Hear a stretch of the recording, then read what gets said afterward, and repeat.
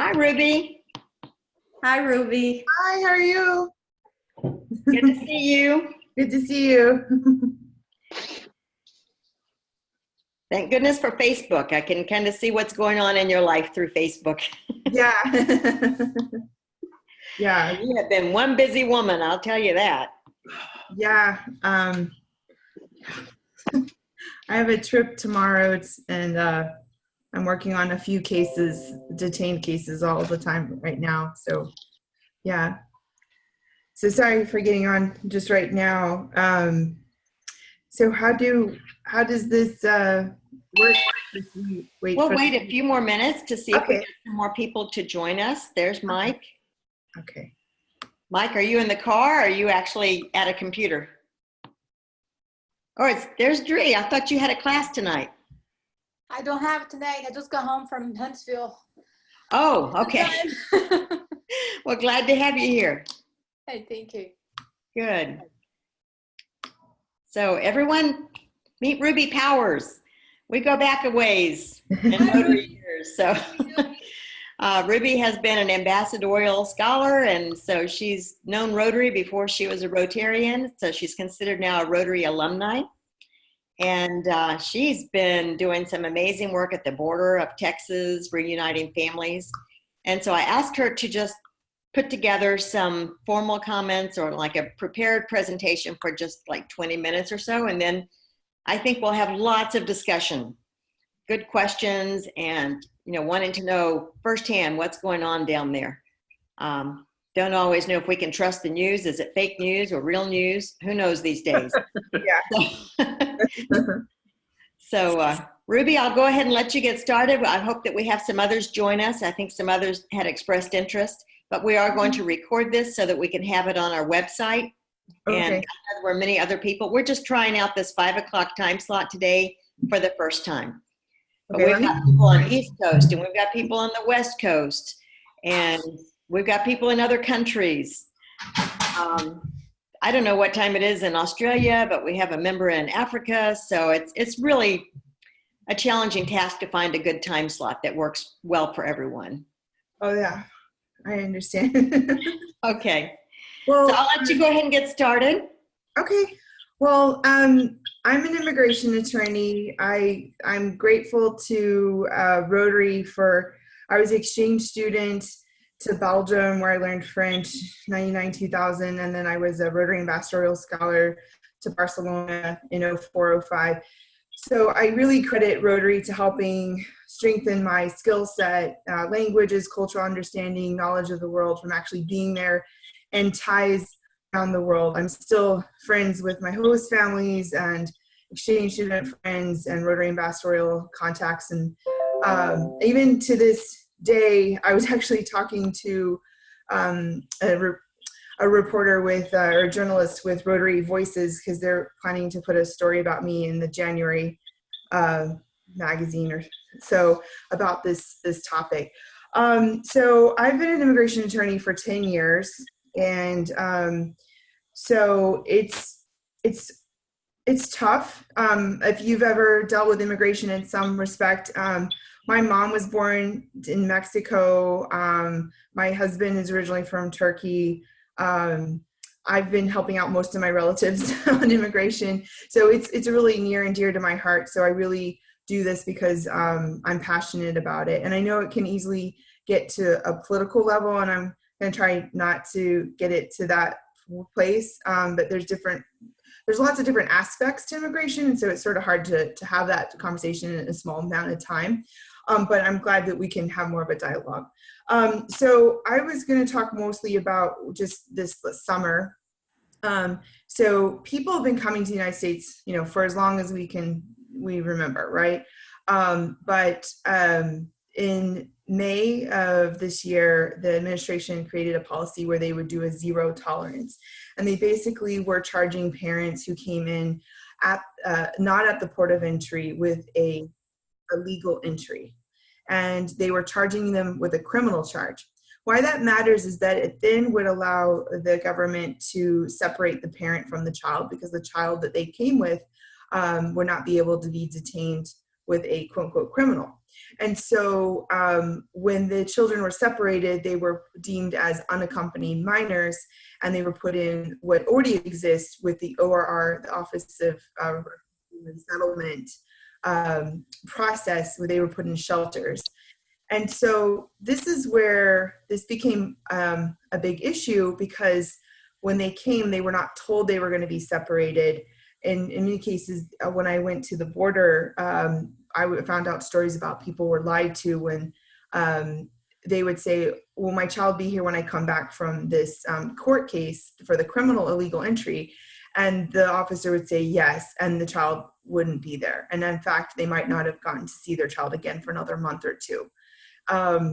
So the separation started happening. It didn't exist before. And then there was a lot of public outcry in mid-June. And then there was the executive order in June 20th.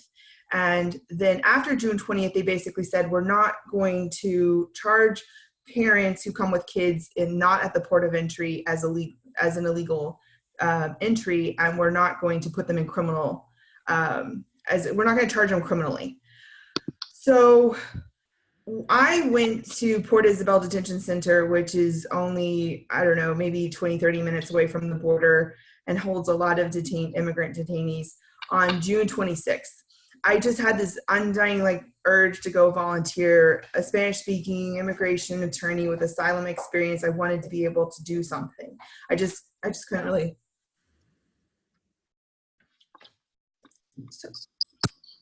So I went, and there weren't a lot of volunteers because it was so new. Like, a lot of attorneys, it's hard to just stop everything. And I mean, I have 2 small kids, so to say, okay, I'm gonna stop my life and I'm gonna go to another part of the country and do nothing but go to detention and try to see people and try to help them. So they had just experienced a flood in that week, and so it was really hard to reach out to volunteers, and I was able to get through, and they said, yeah, come.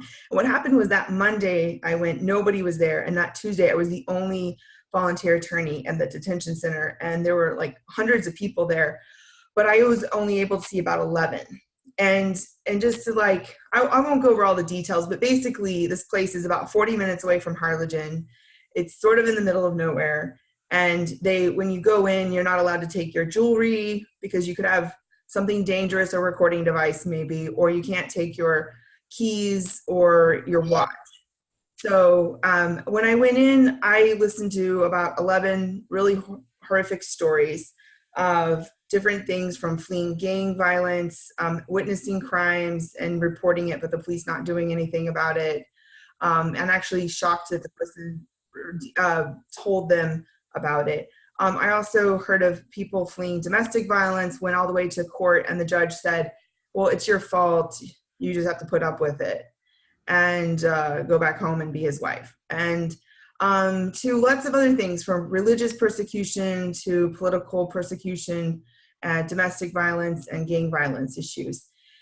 Around the same time, the administration created the zero tolerance policy that became in effect around late April, early May. Attorney General Jeff Sessions sort of ate away at protections in asylum law for people fleeing for domestic violence and gang violence. And it was all purposely done intentionally at the same timeline, so that the protections that would have existed for the people I was talking to and trying to help them, the case law that would normally have protected them maybe a month before didn't exist, and was being, basically eating away their possibilities of staying in the country. So what I did when I saw them is I tried to find out, have you talked to your child? Half the group had talked to their children for the first time in maybe 2 weeks, and the other half had not talked to their children. They didn't even maybe know where their child was. And what was happening was if they were fleeing because they for their life and they were afraid to go back, they would be scheduled for what's called a credible fear interview, sort of like asylum interview, but a little bit different. And what was happening was many of them were doing this interview not knowing where their child was or having talked to their child. So when I was doing all these talks with people and meeting, I realized that was a common trend. None of them could really open up about explaining their story and their fear, because they were still paralyzed from having been separated from their child. And that was something that a lot of the other pro bono attorneys and I were trying to get out to the media to explain. They didn't have a fair chance at their interviews. So there's lots of different aspects to this story, because there's like, why was this done? Is this new? Is this different? What's the legal aspect? But there's the human component, which I think is what really got everybody up in arms and or interested, because if you have a niece, a nephew, a child, or you've been a kid at some point, you've probably had a parent, at some point. So the human aspect is what really got people involved, because immigration can be really complex. So I talked to as many people as I could and tried to find out what was going on or to help give them advice. Things were changing. In fact, when I left that detention facility, because I was there for like about 7 hours that day, the ACLU had an injunction called Miss L, and it basically gave the government a deadline of 2 weeks to reunify all children under 5 and 4 weeks to reunify everybody. So that happened while I was in the detention. And when I go in, like, I don't have a phone, I don't have a watch. I didn't know until the next day I could start telling them. I went back in, I got to meet with another mom, and I really thought I was going to go in to talk about something simple. And I went in like just having a really hard time. There was like not a dry eye in that room, because she told me, among other things, a story about how the officer took a breastfeeding baby from her, and her baby was only like 6 months old, 5-6 months old when they took the baby away. So when you think about that tender age child of that under 5, there, I don't remember how many the number was, but it was significant. It was like a few hundred children who were under 5 that were separated. And I actually talked to a mom she was breastfeeding. So that was almost like a bit of a bomb, because I didn't expect going in emotionally, because I was doing my best to try to stay, try to be there for them, to be strong for them, I was partially, I am a human. I am sorry for what's happening to you. I am trying to volunteer and give you hope. And I want to not, break down in tears. But then there was also, I'm an attorney, and I'm trying to tell you, what your options are. And, this is what you need to be thinking. So there's sort of like different spheres of my brain that I had to wear and at the same time. So then I left, but I volunteered. I built this like crazy bond. It's sort of like when those who are watching this lived during Harvey in the Houston area. It's like a crisis happens. We want to help out. We don't know how. We all try to band together. And there was like this intense bond in the community. Well, that's sort of what happened with this group of a whole bunch of attorneys and non-attorneys were helping out. So when, it was almost like a legal relay race. Like I would be gone, but then I would give the information to someone else. Go visit this person. They have a really compelling case. They need a pro bono attorney. And so I sent my associate attorney 2 weeks later. And I'm paying for all of this out of my own pocket. Like, I'm just feeling so compelled. Like, there's not like grant money. Like, we just have to act. Like, we don't have time to like apply for something or whatever. And I sent her, and she helped out another pro bono attorney, and they were doing some work to try to keep people from getting deported while they were still trying to navigate where the children were and getting reunited. And we found a case that was really compelling. We took that case. And then I went 2 weeks later, and that client that my associate had met with was getting released. And so how do I explain? Basically, the government realized they had to meet this deadline. And there was around, it was a little under 3,000 people who had been, families had been separated. So around 2,000, upper 2,000s, like really right under 3,000 people. So they did not meet the deadline for the children, the under 5. And they were just barely trying to. And what they would do is they'd bring the kid or to the detention facility where the mom and dad was. They would just like let them meet and then like send them off to some shelter or maybe send them to a bus stop or something. It was really chaotic. And then, so the mom with the 5-month-old, she did get reunified with her kids. And she was it was really close to the 2-week. But of all the rest, they realized when they were doing status checks with Judge Sabro that the government still didn't know where some of the kids were. So that's the other part of this. Like we say, like when you turn in your car for valet or your clothing or something with the, with the whatever, the dry cleaning, you get a ticket. Well, they didn't get a ticket for the kids. They didn't really put a system in place. It's really like they didn't think this was going to happen, that they would actually have to put them back together again. So it was really a matter of a whole bunch of volunteers. The ORR facilities were like, I've got this kid says he's, related to this person. Oh yeah, and there was DNA swabs. They were trying to make sure people really related to people. I mean, it was really, really chaotic. And I didn't know how they were going to make the deadline. And they really didn't make the deadline in the end, but they started like, okay, bring this kid here and take this parent there. And they just started like, whoop, put them together, release them. And that's sort of what happened with one of my cases, that the mom was getting out. I flew down to Port Isabel on a Tuesday or day early on my plans. She got released. She got bonded out. Raíces helped pay the bond. There was that whole viral campaign. And, but then the child wasn't with her. And I was like, wait, where's the kid? She has a son. And I had to call the case manager the next morning in New York. And they said, well, he's going to be sent to the other state that she says she's going to. I was like, well, it's going to take a day or two for her to travel by bus. And you're going to get the deadline. And so we went back and forth. And, that child was delivered to us at midnight on the deadline. And the poor kid had to take like 3 or 4 flights to get from New York to McAllen, Texas. And then when he landed at midnight, his suitcase was lost, which had his important documents and his clothes.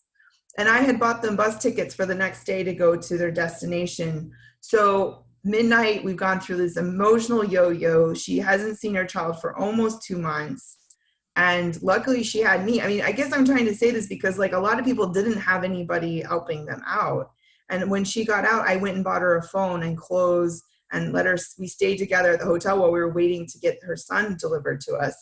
And we went to Walmart that night just to buy some pajamas and actually cold medicine because he got sick on the plane without a jacket. And so I had to leave the next day to go to work, but back to Houston, but I fixed it. So they got us to the shuttle to the bus stop, got some extra money, and they made it. And I'm taking their case all the way with court. But, a lot of the other cases we helped in some capacity, or I helped a dad and a mom and a dad came in with 2 children and they got split into 3 detention facilities. And the mom and the dad had the same story, and the mom's case got approved and the dad's got denied. And so there's been a lot of inconsistencies, and by being a volunteer on the inside, it's really helped me I've been working with the ACLU to try to tell them what I know, because a lot of us, you have to sort of see a bigger number of cases to see patterns. And then I've also been a voice with media to help be a voice for all those who've been going through this. So I'm on the American Immigration Lawyers Association Media Advocacy Committee. And so whenever media like NPR, MSNBC, or CNN or something is asking about what's going on, they would send it to me because I was the one on the ground. And so that was a really good eye-opening experience to help figure out how to protect my clients, but then also still find a way to give them a voice.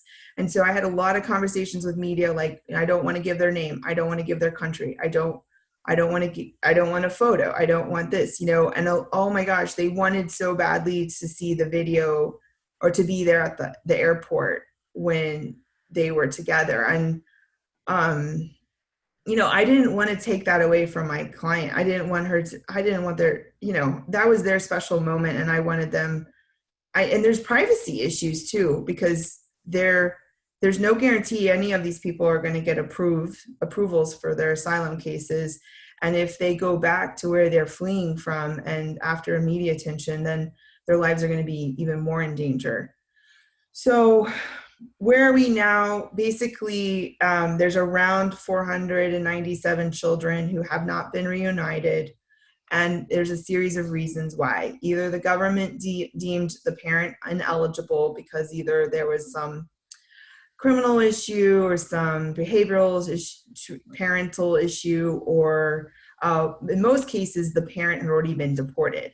And that's what happened in this case, is that a lot of parents were coerced into signing something they didn't understand. And it said, do you want to be sent back with or without your kid? And the way they worded it, it was also in English, so almost nobody understood what they were saying, depending on how it was translated to them. It was very scary to them. And so they thought, if we say we want to stay with our kid, then they'll deport both of us. Nobody will be safe. But if I say they rationalize all different possibilities. So like if I say I want to separate from their case, they were afraid that they would get deported and there would be no chance for their child in the country. So there was a lot of confusion. I know that firsthand because I dealt with that with a lot of the parents. And so in the end, right now, there are some parents detained that haven't seen their children for 2 or 3 months. I'm working on one of them as an extreme medical issue right now in Texas, and pro bono right now. And it's just taking a lot of time to try to help her out. And then I'm also hoping to work on a few children's cases because for some reason they haven't been reunited, even with like an uncle or a sister or somebody in the country. For some reason they're still detained. And so basically, there's still around 500 kids who haven't been reunited. They might be in the OR facilities, and there's still parents that are detained. And there really is not enough. There's not enough attorneys. There's not enough bandwidth with the nonprofits. Grace has got $20 million, but it's still going to take them time to hire, find people, train people, get them up to speed. So we're sort of seeing like a shortage of people who can help on the legal aspect. And so that's one project I would love to do, is somehow find some type of funding for low bono legal services for private attorneys who could help out, who know how to do it, but just can't go take the case pro bono. And I've been sort of doing it ad hoc with some churches and nonprofits. So I have a series of different cases that I'm doing on a low bono rate, just because I have to pay my staff as well. And so most of the people who fled were from El Salvador, Guatemala, and Honduras.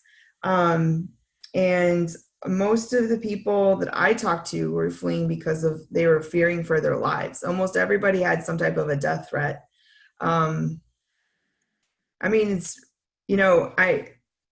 I don't have to watch scary TV shows or movies or Law and Order or any like Narcos or whatever, or even Queen of the South or whatever. I was watching it last night, but it's a little too real for me because of all the stuff that I hear on a regular basis. And I have a very visual mind. So when they tell me these stories, sometimes I get them mixed up if I don't know if they've really saw it or heard it or if it was a TV show or if someone told me the story from real life. And I guess overall, I see this as a humanitarian issue that we shouldn't have separated them and made it even more hard by cutting away asylum protections. And, so other attorneys that I know, we're all banding together to try to help in any way we can. And people who aren't attorneys are helping with translations, transportation, backpacks, with toiletries. I would credit a lot of different groups like Angry Abuelitas y Tias at the border. They were helpful. They picked up my client because she was being released right when I was landing and I couldn't be there. And they gave her a backpack of toiletries, and they do work at the bus stops. Immigrant Families Together has been doing a lot of great work, and they've been help bonding people out. Raices has helped out a lot. Kind Kids in Need of Defense has been helping do a lot of work at the detention facilities. The all regular suspects like Catholic Charities, Tahrir Justice Center, YMCA, Houston Immigration Legal Services Collaborative. And, just a lot of other groups have been popping up and just helping, even if they don't have a title or a position or something like that. So I guess the silver lining is just seeing the goodness in people trying to fill in the gap of the need. And the thing is, I look at it sort of like a tsunami, like with collateral damage continually happening, that I can't identify all the pieces that are going to happen, because right now we're starting to have the first hearings for the people that were released. We're still have a lot more work to do. These cases could last maybe a year or 2 years. And, it's really hard to talk to the children. The parents were deported, but, there's a lot of issues. I heard of a story about a dad who signed away his rights to his child and was returned to a very indigenous part of Guatemala. And the child is here and they want to be connected, but the dad works like 6-7 days a week because he has to try to make ends meet. And the child and him and everyone in the family, nobody speaks Spanish. They only speak one of the minority dialects of Guatemala. And just the whole logistics, communication aspect, people were on the verge of suicide just because they were so depressed from not being able to reunite. And, there's lots of different stories of that. Or like there was the story about the child that died soon after leaving Dili through some infection. That one of my friends was helping do bus duty at Houston and in Dallas, and there was a tendency for a lot of kids and parents to be sick when they left the Dili detention facility. And, a lot of them do travel by bus because they can't afford flying, but might not even have IDs to be able to fly. And so even if someone donated miles or the flight. And there's also questionable medical care. And that's what I'm starting to realize now, of people in the detention facilities. So for people who have more serious conditions. So this is, and the other thing I did work with a group is to create a database called ayudafamilias.org. And it's like helping families in Spanish. And we were trying to collect information of people who wanted to help out from, translations, donations, miles, money, maybe grant money for legal services or something like that. So we're still doing that. And a woman that I met with Leadership Houston when I did that program this year, she and I created that, and we've been just trying to help triage, finding doctors for people or finding translators or cultural advocates or getting supplies for people. She's even been helpful in trying to help register kids for school because a lot of parents didn't have any form of ID. And even though we have Plyer versus Doe, which says that they're allowed to go regardless of status, they were still having issues with just the practicality of the school districts or schools accepting them. So I know this isn't the most happy, cheerful topic. I appreciate your patience for listening. I did have some photos, or I think something to show for that. I don't know is it easy? Ruby, you go down, there's a green folder right on the bottom of the screen called Share Screen. And Okay. that it's going to share whatever you have on your computer right now. Then you can select what you want to share. Okay. Okay. So, You see it? Yep. Mm-hmm. well, I mean, so this picture, this one shows what they call, I can never say it. So the best Spanish speaker wants to say it. They call it, it's like the freezing box. I can never say it right. Aleria. It basically means the freezer. And this is where a lot of people are processed and they don't have this first one. And so it's just like a gigantic place. And a lot of people get sick because they might have been traveling with light clothes, and then it's like a freezer inside. And I don't know, I should say that. I mean, I heard stories about people having to drink out of the toilet because they couldn't get enough water and stuff. I mean, I think the stories are just going to come out once people start getting out. And right now I feel like a lot of the people that have gotten out are just decompressing. I mean, I'm not a psychologist, a psychiatrist. I'm not any of that, but I've heard some people say it can take a while. I don't know, maybe a month or two to start like really unraveling like an onion of all the different trauma they might have experienced. And I wanted to mention another thing is like almost everybody is fleeing from a government that they don't trust. They don't trust the police. They don't trust the politicians. They don't trust, and to magnify the situation by coming to the US and then having their children taken away, and then trying to talk to somebody over the phone, telling them why all their secrets about their life and why they're afraid to go back. I saw how people just didn't really want to disclose all of that. This other detention graph, this is not necessarily family detention, but in many cases, people can stay detained for quite a while. There was a Supreme Court case, I think this year, that said that basically they could stay even longer than 6 months, because before they were trying to say 6 months was too long. And what I've experienced is most of my clients don't like staying detained. I mean, like, who wants to be in jail? And so they don't all have to be. So a lot of parents were separate. They were, they were released, and then they were able to do their case while they were being released. And the other thing to note is that with the Flores settlement, it says that children can only be detained in a family detention for 20 days. And they're saying, there was even an article today that says the Trump administration is trying to break that protection and try to create more indefinite detention.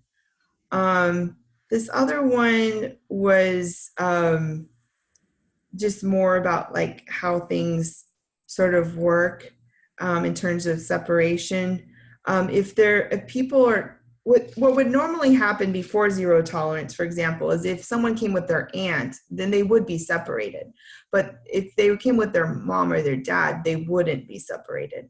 So that's why, like, a lot of times when people say, oh, it happened under Obama, or it happened, whatever, whatever the meme or whatever people say, it depends on what you're defining. So the separating a mom or a dad from a child on a large scale did not happen until zero tolerance. There's a lot of detention facilities. It's big business, a lot of detention, a lot of immigration facilities in Texas. And not everybody enters through Texas, but that's just where we have Dilley, Carnes, Conroe, Livingston, Port Isabel, El Paso has one. Did I say Pearsall? I mean, there's a lot of them. And then I just wanted to show a happy picture at the end where people get together. But they are able to, there was a lot of happy stories. And I think the other thing I want to say is that it's not over. There's still children detained, and there's still parents separated. And so the fight continues. And I think that's the other thing I'm trying to do with also the media is to help them have stories without putting my clients in danger, to help let people know that this still exists, so that people can still care. And I'm really grateful to America for having the public outcry, because I know we wouldn't have had the executive order without it. We just need to keep our attention span focused on this tragedy so that we can keep helping them and prevent this from happening again. Thank you, Ruby. That's an amazing experience that you're going through, and I know it's heart-wrenching, but I'm glad you're there. Yeah.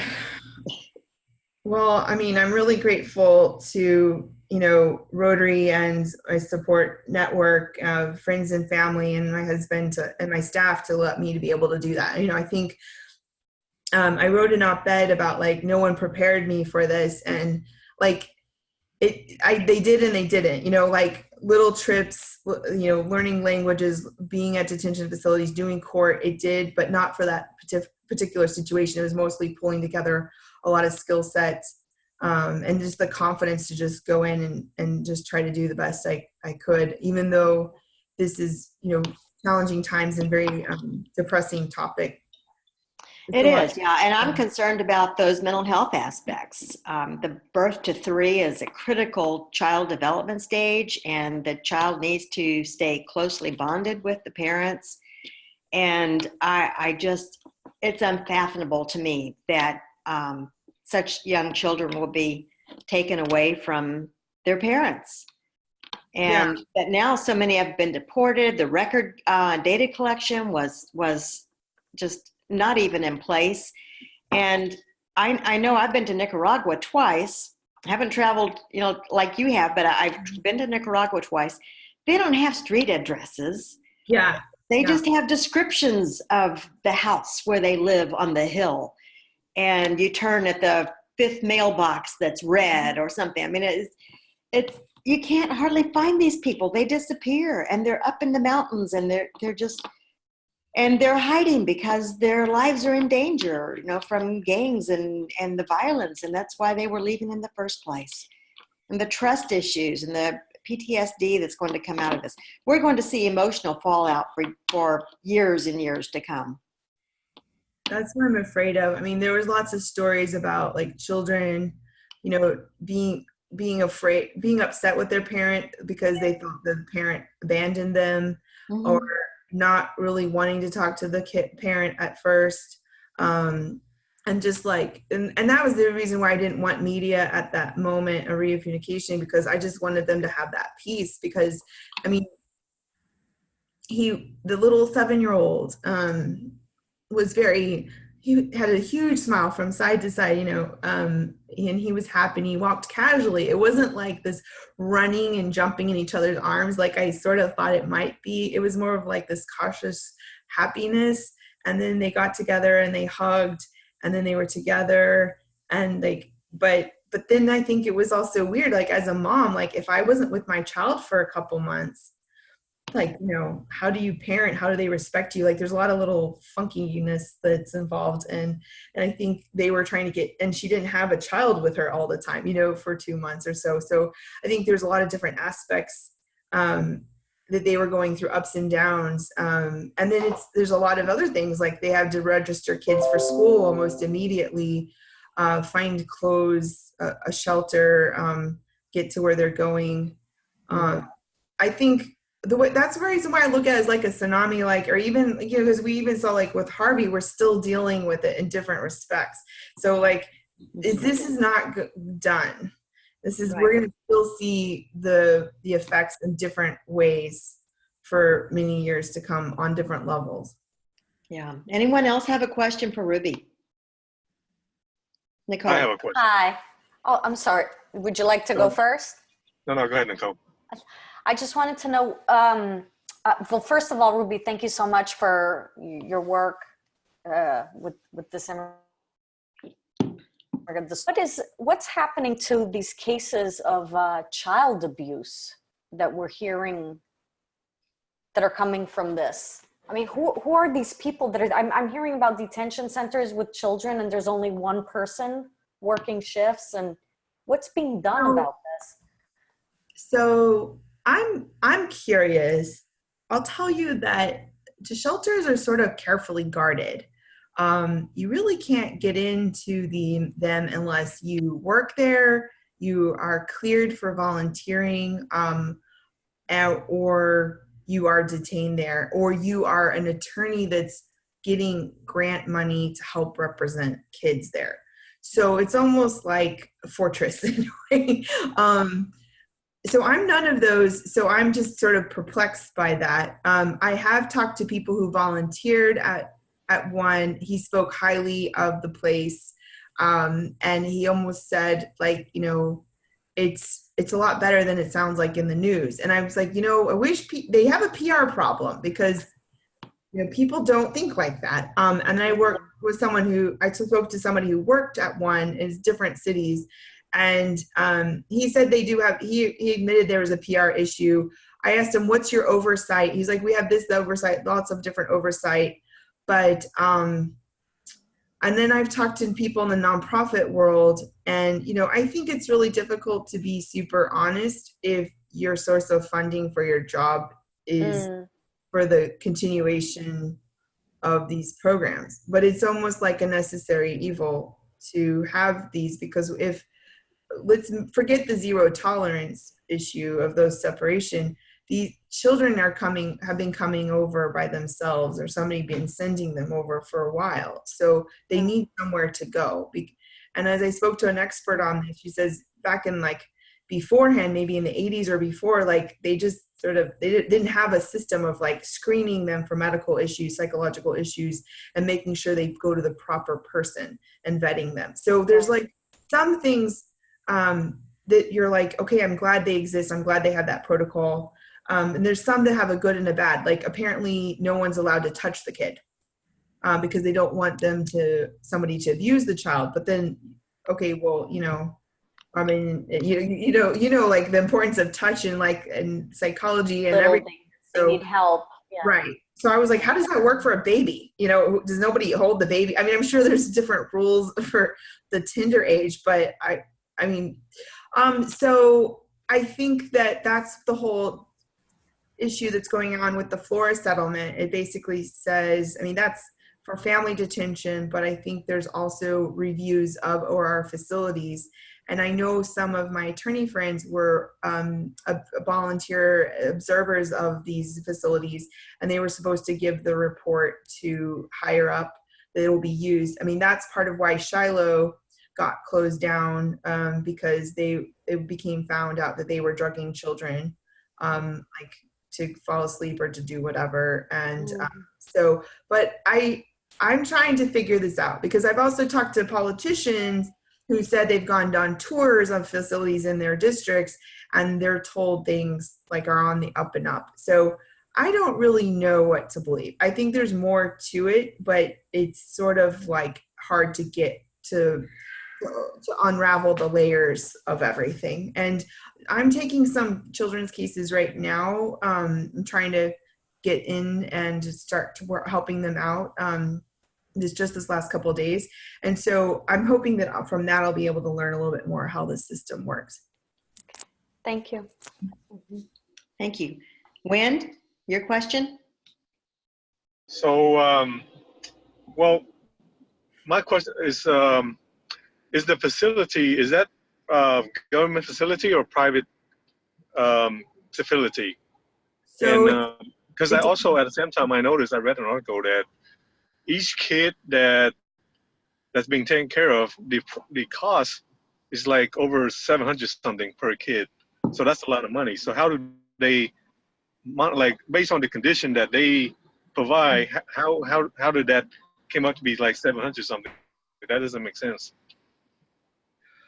well, okay, so we need to look at a couple things. Like there's adult detention facilities, there's family detention where there's a parent with a child, and then there's child facilities.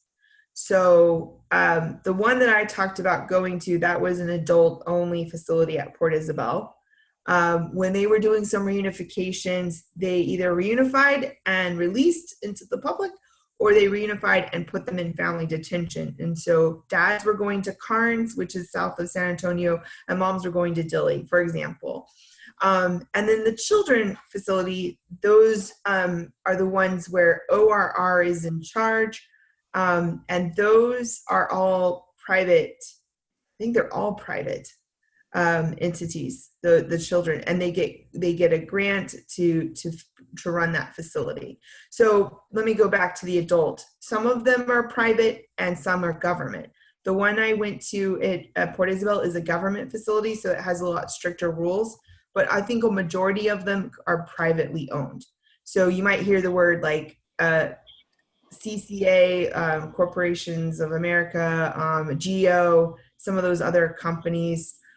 They run those. I mean, you have a location, you have the security, you hire the security guards, you make sure there's the food. I mean, there's a lot of business involved in all of that. Mm-hmm. Just like having high, conviction rates for like low-level drugs. You know, there's that whole debate about, do we really need to incarcerate all these people? Well, it's the same debate in the immigration world. Could they just be released with like ankle monitors?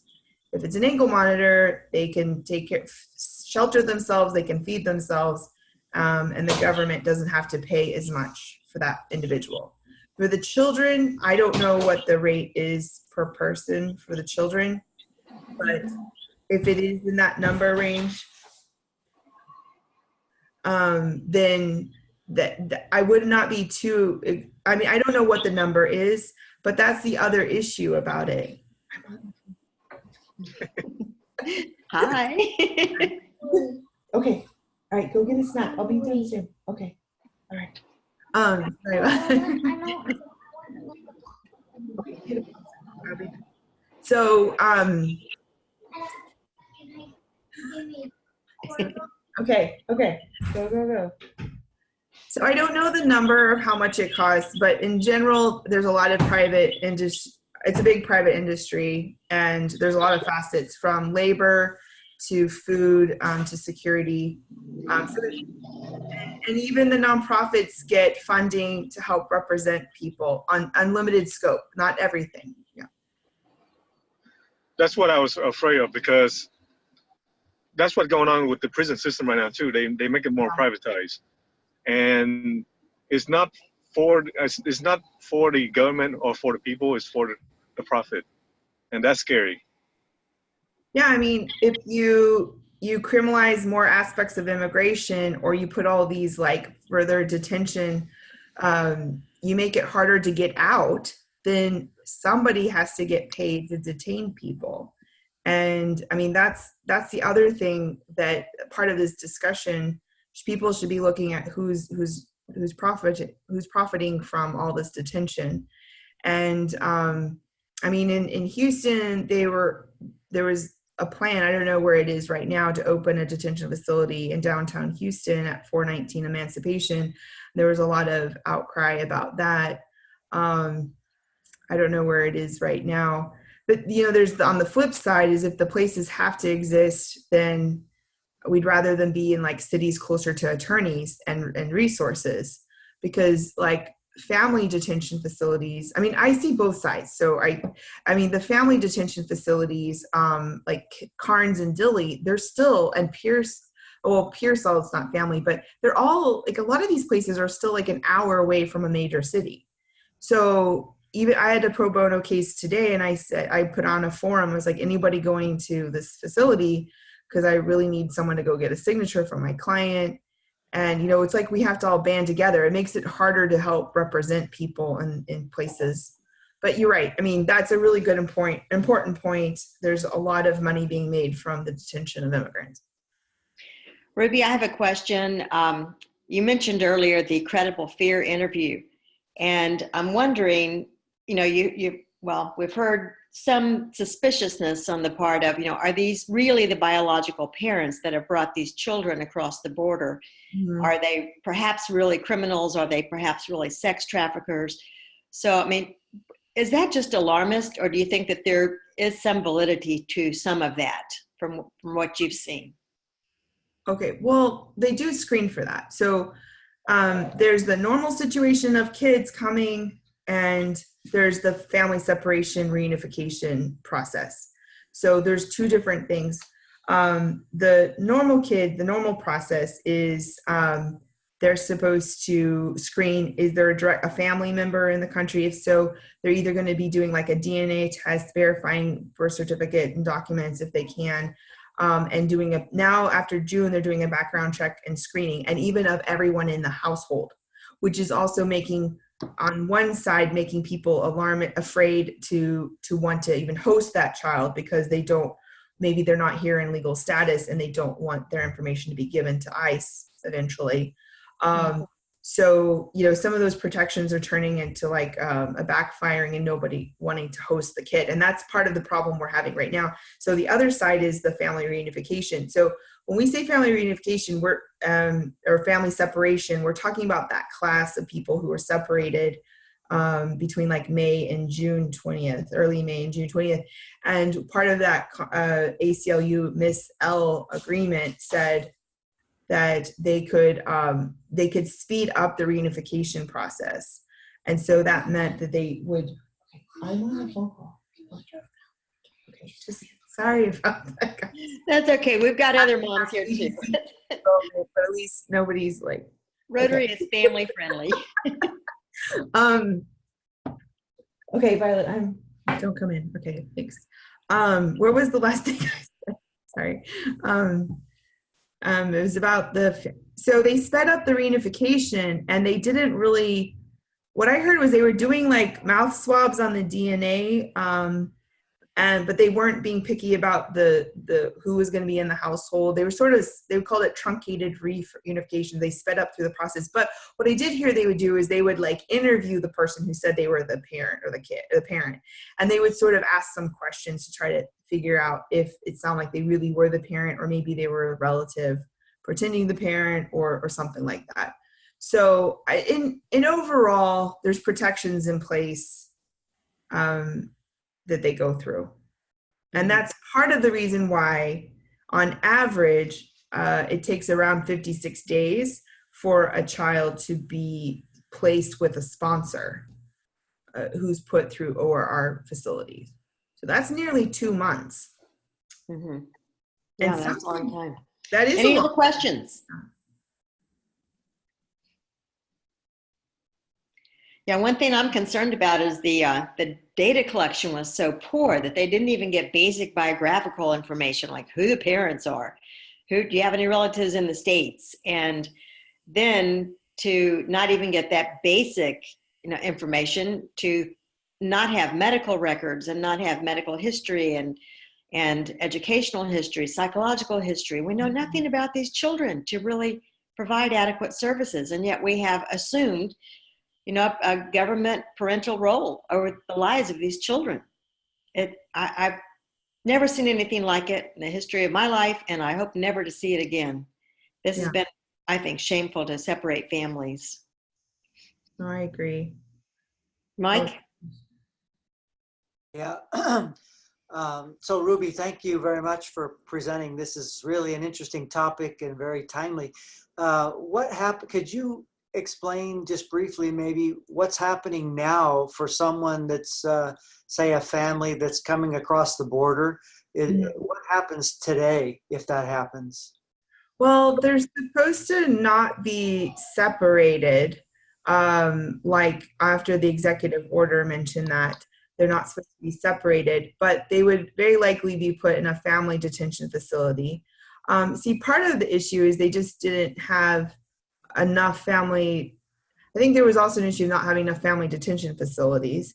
And then the other issue about family detention is they're only supposed to be there for 20 days because children are only supposed to be there at max 20 days under the Flores settlement.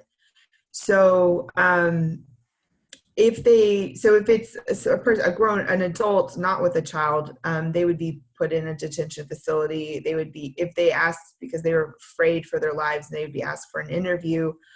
They might wait a couple weeks for an interview, and then if it's positive, they could request, depending on how they entered, to get a parole or a bond. If it was negative, then basically they would there was a deportation order looming over their heads. And then they have to leave. And because of that matter of AB, which I was talking about, Jeff Sessions chipping away from asylum protection, a lot of people are having a hard time getting the credible fear interviews approved or positives. And that's another ACLU case that's pending as well. So I was helping them out on that. Yeah, so that's basically it. I mean, they would be, I don't know where we got the background, but they would basically be detained, not separated if they're a family, but we don't know what's going to happen because there seems to be a lot of talk at trying to chip away of the Flores settlement protection of children being detained. And there's a lot of other crazy stuff happening. Like, it's really hard to get a person out on parole, even though they get a positive, or it's really hard to get, like, I don't know, like maybe even try to get a bond, or there's a lot of different, there's like so many challenges. Like, there's a different language. they can only talk if you put money on the account. You're far away from a major city. You might not be able to actually go see them. They might be traumatized, so they don't want to tell you everything. There's just like challenge upon challenge, it's really, I guess the good thing is I've done this work for a while, so I know what could happen. I'm not sort of shocked by things anymore. But I mean, I really wish I probably should get some psychologist training of some sort, because I'm dealing with a lot of hurt and traumatized people. Yeah, I know it's you're on the front line, so it's really challenging. Again, we so much appreciate the work that you're doing and your law firm. And I wonder, with all the nonprofits that you've been working with, have you seen the face of Rotary at all in any way? And I wonder if you have any thoughts about how we could help. Yeah. I mean, I wish I could say I have it. Maybe I just haven't. I mean, I think like the first responders have been a lot of, private attorneys or attorneys with large firms or some of the usual suspect nonprofits. But there's a lot of need in different ways, whether it's, helping people with backpack with toiletries or getting a cell phone when they get released, because that's sort of the key to making a life. I mean, to just like building a community, like a lot of people, when they come here, they don't know how America works. Like, a lot of us we have immigrant or international connections, right? So, like even my client, I brought a booster seat because I was like, you're going to need a booster seat for your 7-year-old. And she always kept forgetting to put on her driver's her safety belt. And, there's like little things. It's like we could be cultural ambassadors to try to help them. So, there's the ayudafamilias.org database that I've helped create. And I mean, I think I could find some need, like even if doctors or therapists want to volunteer, or translators, or, even like translators of the indigenous languages, or even just regular documents. Like one night I said, I need someone to translate this criminal record because I want to try to get someone out on parole. And one of my friends just jumped to it and translated it in a few hours. And so there's lots of different needs. That's why we try to do it with that database. But if anybody's interested, I could try to find a way to plug in on a project or with other groups. I'll take a look at your Ayuda Familias website. Maybe something small that we could do is just put together some backpacks for kids. Like you have these 2 child clients now. So if you get to the point where you could actually reunify this family and get them sent off on their way and they're in school somewhere, we could supply backpacks and some basic school supplies. Another pajamas, socks, just some basic clothes to help get them started, because I guess they don't have many clothes either.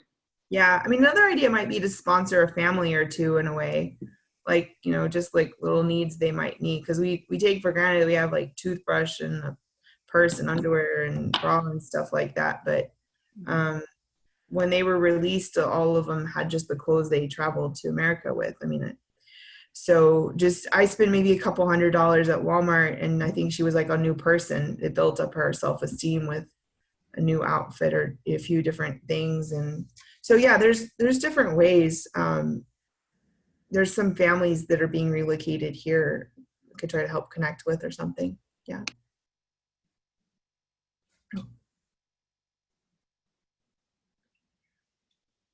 Oh, you're on mute. Sorry. I drew here, we had the homeless bags that we put together. So we had the shampoos and the soaps and toothbrush, toothpaste, different things. So that might be something we could do for when, some people are released. Yeah, well, that would be great.